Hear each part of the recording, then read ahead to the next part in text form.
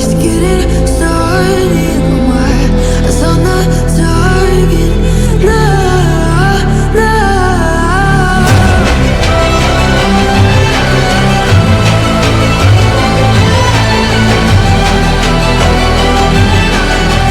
You're the battles won, your kingdom come.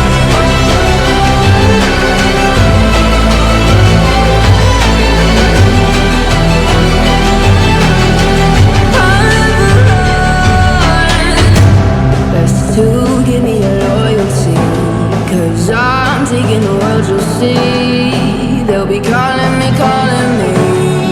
they'll be calling me royalty. Best to give me your loyalty, 'cause I'm taking the world, you'll see. They'll be calling me, they'll be calling me royalty.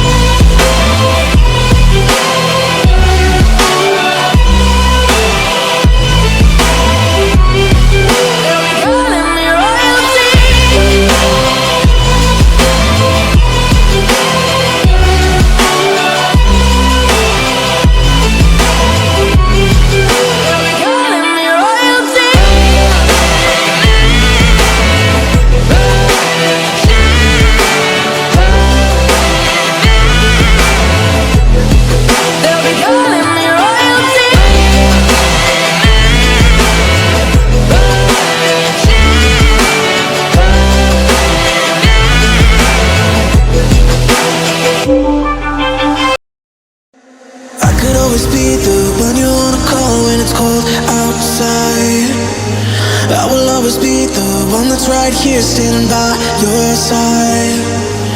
Open up your heart and let me in. I promise not to break you. I promise I'll be all that you want.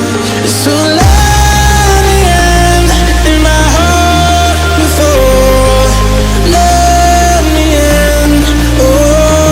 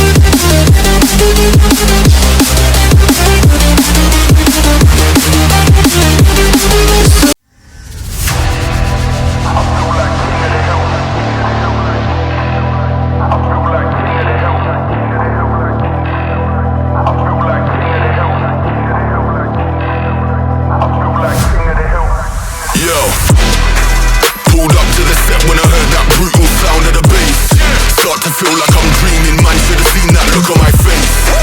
But I'm so low-key, I'm an anonymous G that I left no trace. But when I step one foot in the room, I'ma set this pace. I feel like king of the hill when they're never gonna take my crown.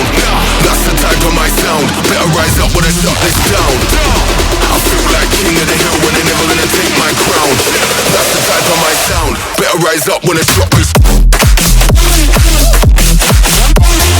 Yeah. My God. Yeah. I feel like king of the hill when they're king of the hill. My God. Yeah, yeah.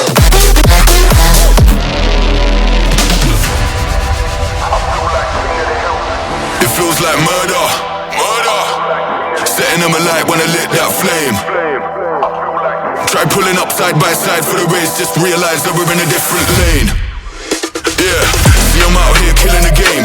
How can you claim that we're living the same? See in reality being on a similar stage. You're sitting in the crib while I'm singing my name. That flames, whole of the city on lock. The coldest flows and the cream of the crop. Weave them peas with a lean and a bop. Got a phone line ringing to the heat don't stop. I feel like king of the hill when they're never gonna take my crown. That's the type of my sound. Better rise up when I shut this down. I feel like king of the hill when they're never gonna take my crown. That's the type of my sound. Better rise up when I shut this. तो guys workout हो गया finish, तो मैं आ गया हूँ room पर। तो आज बेसिकली था हमारा chest day, chest and tricep का। तो जैसे कि आपने वीडियो में देख ही लिया होगा। तो गाइस एक बात के बारे में आपसे डिस्कस करना था कि आप जैसे मेरा फेस देखते होगे वीडियोस में, तो मेरे फेस में थोड़े एक्नीज हैं और थोड़े थोड़े एक्नी मार्क्स भी हैं, जो कि एक साल पहले बहुत ज़्यादा हुआ करते थे। बहुत ज़्यादा मतलब एक्सट्रीमली हाई। मैं एक फ़ोटो डाल दूँगा यहाँ पर राइट साइड में, देख लेना। और अगर मैं कंपेयर करूं आज के दिन से, तो वो बहुत ही सिग्निफिकेंटली चेंज हुआ है। एंड उसके बहुत सारे रीज़न हो सकते हैं, जैसे कि मेरे जेनेटिक चेंज, क्योंकि मेरी अब एज बढ़ रही है, तो वो जो हार्मोन इम्बैलेंस होता है वो धीरे धीरे हील अप हो जाता है। एंड अगर एक्सटर्नल रीज़न की बात करी जाए, तो मैंने स्किन केयर रूटीन फॉलो करा और बहुत सारी चीज़ें, हाइजीन वगैरह एंड डाइट वगैरह, मैंने बहुत सारे एक्सपेरिमेंट वगैरह किए, तो उसका रिजल्ट मुझे दिखा है। Brings lot of efforts, lot of discipline, वो सब चीज़ें फॉलो करने के लिए तब जा करके आप एक वो स्किन अचीव करते हो या फिर अपना वो गोल अचीव करते हो स्किन केयर के कॉन्टेक्स्ट में। तो एक एक्सपेरिमेंट जो आजकल मैं कर रहा हूँ, क्योंकि मैं देख रहा था मेरे एक्नेस दोबारा पॉपअप हो रहे हैं हल्के हल्के, जो कि अभी से 15 दिन पहले नहीं हो रहे थे। बट जैसे कि देखने को ये एक है और इस साइड एक था, बट वो ठीक हो गया। बट एक्नेस को देख करके मुझे बहुत ज़्यादा इनसिक्योरिटी फील होती है, क्योंकि वो बहुत अजीब से दिखता है चेहरे पर, पूरी लुक खराब हो जाती है। क्योंकि पहला जो इंप्रेशन पड़ता है वो फेस से पड़ता है, सबको पता है। तो फेस को लेकर के बहुत ज़्यादा मैं अटेंटिव रहता हूँ, बहुत ज़्यादा मैं सीरियस रहता हूँ। तो ये रीज़न है कि एक चीज़ मैंने फाइंड आउट करी, कुछ दिनों से मैं बहुत ज़्यादा पैकेज फूड खा रहा था, बहुत ज़्यादा डीप फ्राइड फूड खा रहा था। एंड द रीज़न ये है कि हमारे हॉस्टल में खाना ही इस तरीके का है, मेनू ही इस तरीके का डिज़ाइन किया गया है, जो कि टेस्टी हो, बट हेल्थ को वहाँ पर बिल्कुल इग्नोर किया जाता है। ये तो कहीं भी हॉस्टल का खाना जो है वो ज़्यादातर ऐसा खाना बनाया जाता है, ऐसा मेनू डिज़ाइन किया जाता है जो कि टेस्ट में अच्छा लगे, बट हेल्थ को तो बिल्कुल इग्नोर कर दिया जाता है। तो 4 चीज़ें हैं basically. First is added sugar, second is oil और deep fried food, third is मैदा और fourth one is package food. तो ये 4 जो फूड हैं बहुत ज़्यादा मैटर करते हैं आपकी ओवरऑल हेल्थ पर। फर्स्ट ऑफ ऑल आपके हेयर्स, अगर आपके हेयर बहुत ज़्यादा ड्राई हो जा रहे हैं, बहुत ज़्यादा फ्रीजी हो जा रहे हैं, तो उसका पीछे पहला फर्स्ट और प्राइमरी रीज़न होगा आपका ये फूड और आपकी डाइट। और इसके 4 मेन रीज़न यही 4 चीज़ें हैं। अगर आप ये 4 चीज़ें नहीं खाते हो, तो आपके हेयर्स थोड़े स्मूथ रहेंगे, सिल्की रहेंगे एंड हेल्दी दिखेंगे अपीयरेंस में। And same goes with the skin. अगर आप ये सब 4 चीज़ें नहीं खा रहे हो, तो आपको वो चेंज देखने को मिलेगा आपकी स्किन में। जैसे कि मेरे को 4-5 दिन हो गए हैं बेसिकली मैंने स्टार्ट किया है, मैं ये 4 चीज़ें नहीं खा रहा हूँ, तो आप मेरे फेस में ग्लो देख सकते हो, जो कि मेरी पिछली वीडियो से चेंज आपको दिख जाएगा। अगर आपने मेरी पिछली वीडियो देखी है, तो आप 100% कंपेयर कर पा रहे हो कि मेरी अभी की स्किन में ज़्यादा ग्लो है।